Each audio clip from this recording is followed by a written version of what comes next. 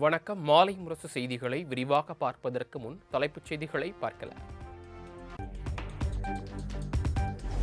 மேற்கு வங்க மாநிலத்தில் இரண்டாம் கட்ட வாக்குப்பதிவிற்கான தேர்தல் பரப்புரை திங்கட்கிழமை மாலையுடன் ஓய்கிறது. இறுதிக்கட்ட பரப்புரையில் மம்தா, ராகுல் காந்தி, அமித்ஷா உள்ளிட்டோர் தீவிரம்.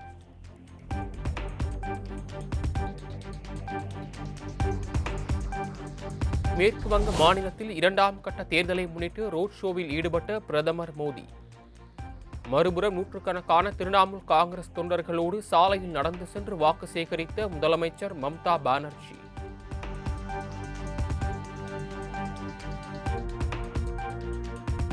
மேற்கு வங்கத்தில் வரக்கூடிய 29ஆம் தேதி நடைபெறும் இரண்டாம் கட்ட தேர்தல் பாஜகவுக்கு தீர்க்கமான வெற்றியை உறுதி செய்யும். நடந்து முடிந்த முதற்கட்ட தேர்தலில் மம்தா தலைமையிலான திரிணாமுல் காங்கிரஸ் அரசின் ஆணவம் அடியோடு தகர்த்து எறியப்பட்டதாகவும் பிரதமர் மோடி பேச்சு. மேற்கு வங்கத்தில் தேர்தல் முடிந்தவுடன் வாக்குப்பதிவு இயந்திரங்களை கபளீகரம் செய்ய மத்திய அரசு திட்டம்.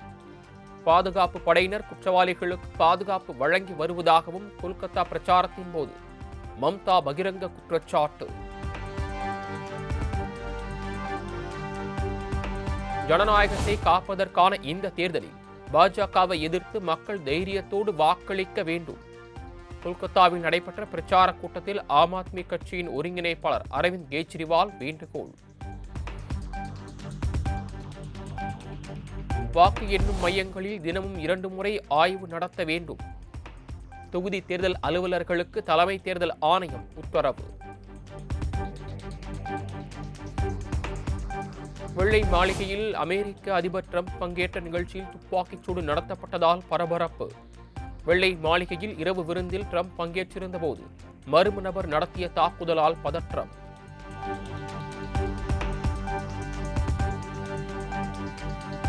துப்பாக்கிச்சூடு நடத்திய நபரை கைது செய்து காவல்துறை தீவிர விசாரணை. அமெரிக்க அதிபர் டிரம்பை கொல்ல சதியா என்ற கோணத்தில் விசாரணையில் போலீசார். விருந்து நிகழ்ச்சியில் துப்பாக்கிச்சூடு நடத்தி கைதான நபரின் புகைப்படத்தை சமூக வலைதளத்தில் பதிவிட்ட அமெரிக்க அதிபர் டிரம்ப் வாஷிங்டனில் தற்போது நிலைமை கட்டுக்குள் உள்ளதாகவும் விளக்கம்.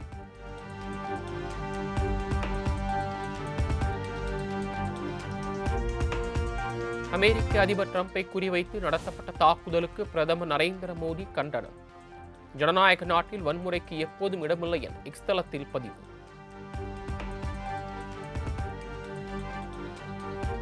H-1B விசாவை 3 ஆண்டுகளுக்கு தற்காலிகமாக நிறுத்தி வைக்க நாடாளுமன்றத்தில் புதிய மசோதாவை தாக்கல் செய்த ட்ரம்ப் அரசு. இந்திய IT பணியாளர்கள் உட்பட வெளிநாட்டினருக்கு கடும் பாதிப்பு ஏற்படும் என தகவல்.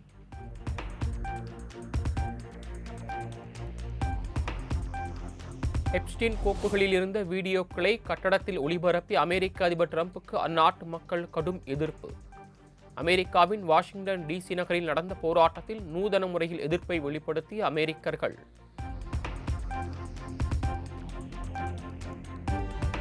இலங்கையில் 110 கோடி ரூபாய் மதிப்பிலான போதைப் பொருட்களை கடத்திய பௌத்த துறவிகள் கைது. பள்ளி சிறுவர்கள் உண்ணும் இனிப்பு பலகாரங்களுடன் மறைத்து வைத்து கடத்திய போது சிக்கினர்.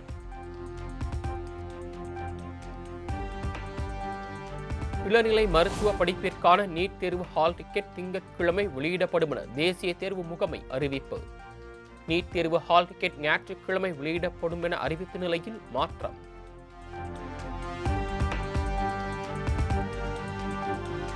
கோவை, நீலகிரி, ஈரோடு, சேலம், தருமபுரி, கிருஷ்ணகிரி ஆகிய 6 மாவட்டங்களில் 30ஆம் தேதி கனமழைக்கு வாய்ப்பு. சென்னை வானிலை மையம் கணிப்பு.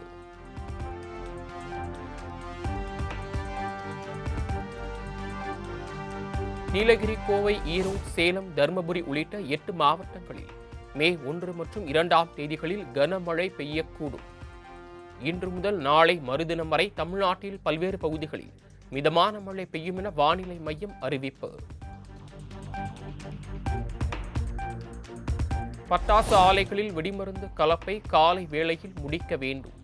பட்டாசு ஆலைகளில் ஏற்படும் வெடி விபத்துகளை தடுக்க மத்திய வெடிபொருள் கட்டுப்பாட்டுத்துறை அறிவுறுத்தல். தயாரிப்பாளர்களின் நஷ்டங்களில் நடிகர்கள் பங்கு கொள்ள வேண்டும் என்பதை வலியுறுத்தி மே 2ஆம் தேதி வேலை நிறுத்தம். சென்னையில் நடைபெற்ற தமிழ் திரைப்பட தயாரிப்பாளர்கள் சங்க பொதுக்குழு கூட்டத்தில் தீர்மானம். தயாரிப்பாளர்கள் பாதிக்கப்படும் போது நடிகர்கள் அது குறித்து பேசுவது இல்லை என தயாரிப்பாளர்கள் குற்றச்சாட்டு. ஆந்திராவில் உள்ளது போன்று தமிழ்நாட்டிலும் தயாரிப்பாளர்களின் லாப நஷ்டத்தில் நடிகர்கள் பங்கு கொள்ள வலியுறுத்தல். சட்டப்பேரவை தேர்தலுக்காக சொந்த ஊர் சென்றவர்கள் வருகை தந்ததால் நெல்லை ரயில் நிலையத்தில் 3வது நாளாக அலைமோதிய மக்கள் கூட்டம். நெல்லை, தென்காசி, தூத்துக்குடி மாவட்டங்களைச் சேர்ந்த மக்கள் ரயில்களில் முண்டியடித்து ஏறியதால் பரபரப்பு. தேர்தலில் வாக்களிக்க சொந்த ஊர்களுக்கு சென்ற பொதுமக்கள் மீண்டும் சென்னை திரும்புவதால் திருச்சி சென்னை தேசிய நெடுஞ்சாலையில் கடும் போக்குவரத்து நெரிசல். கிளாம்பாக்கத்திலும் மாநகர பேருந்துகளில் இடம் பிடிக்க முண்டியடிக்கும் மக்கள்.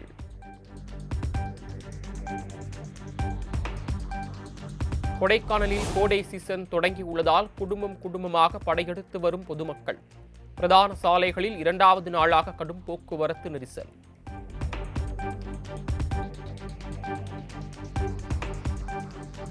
கொடைக்கானலில் நடைபயிற்சி மேற்கொண்ட முதலமைச்சர் மு.க. ஸ்டாலின். ஏராளமான சுற்றுலா பயணிகள், உள்ளூர் வாசிகள் முதலமைச்சருடன் செல்ஃபி எடுத்து மகிழ்ச்சி.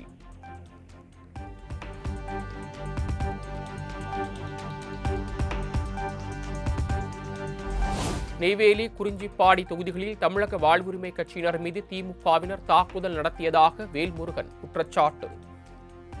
தமிழக தலைமை தேர்தல் அதிகாரிக்கு உரிய ஆதாரங்கள் அனுப்பியும் எந்த நடவடிக்கையும் எடுக்கவில்லை என்றும் புகார்.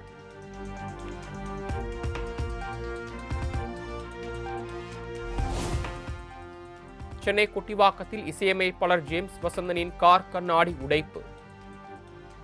காரை சேதப்படுத்தியது தொடர்பாக சமூக வலைதளத்தில் பதிவிட்ட ஜேம்ஸ் வசந்தன்.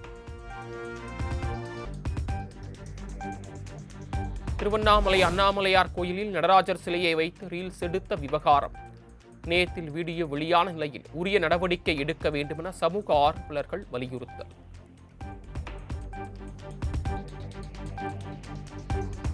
கொடைக்கானல் அன்னை தெரசா மகளிர் பல்கலைக்கழகத்திற்கு சொந்தமான இடத்தில் திடீர் காட்டுத்தீ. மளமளவென பற்றி எரிந்த தீயை கட்டுக்குள் கொண்டு வரும் பணியில் தீயணைப்புத் துறையினர் தீவிரம். நெல்லை அருகே மகன் தன்னை அடித்ததாக தண்டவாளத்தில் படுத்து உயிரை விட துணிந்த முதியவர். தற்கொலைக்கு முயன்றவரை துரித நேரத்தில் காப்பாற்றிய ரயில்வே ஊழியருக்கு குவியும் பாராட்டு.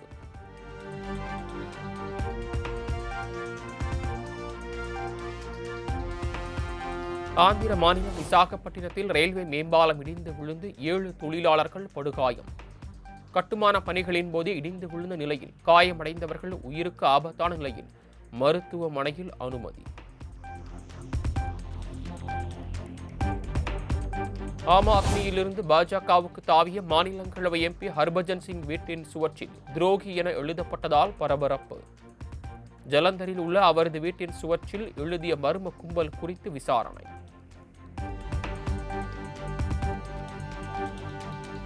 ஆம் ஆத்மி எம்பி ஹர்பஜன் சிங் கட்சியிலிருந்து விலகி பாஜகவில் இணைந்ததன் எதிரொலி. ஹர்பஜன் சிங் வீட்டிற்கு வழங்கப்பட்டிருந்த பாதுகாப்பை விலக்கிக் கொண்டது பஞ்சாப் மாநில காவல்துறை.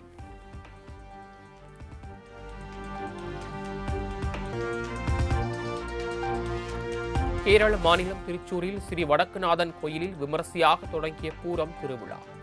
அலங்கரிக்கப்பட்ட யானைகள் புடைசூழ மேலதாளங்கள் முழங்க நடைபெற்ற விழாவில் ஆயிரக்கணக்கானோர் பங்கேற்பு.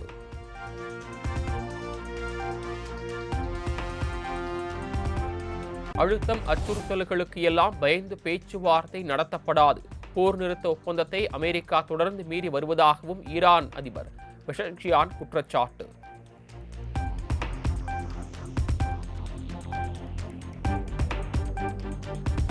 ஐக்கிய அரபு அமீரக அதிபர் ஷேக் முகமது பின் சயீத்துடன் தேசிய பாதுகாப்பு ஆலோசகர் அஜித் தோவல் சந்திப்பு. அபுதாபியில் நடைபெற்ற சந்திப்பின் போது இருதரப்பு நல்லுறவு, மத்திய கிழக்கு போர் சூழல் மற்றும் பிராந்திய அமைதி குறித்து முக்கிய ஆலோசனை நடத்தியதாக தகவல்.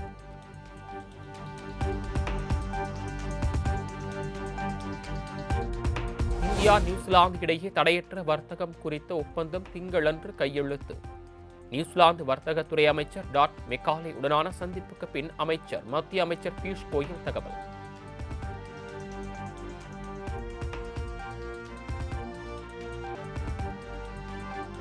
சென்னை சேப்பாக்கத்தில் நடைபெற்ற IPL போட்டியில் 8 விக்கெட் வித்தியாசத்தில் குஜராத் அசத்தல் வெற்றி.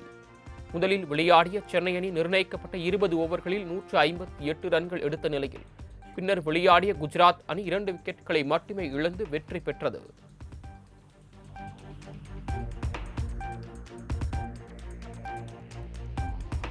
லண்டனில் நடைபெற்ற மாரத்தான் போட்டியில் கென்ய வீரர் செபாஸ்டியன் சாவே புதிய உலக சாதனை 42 கிலோமீட்டர் தூரத்தை 1 மணி நேரம் 59 நிமிடங்களில் கடந்து வரலாறு படைத்தார்.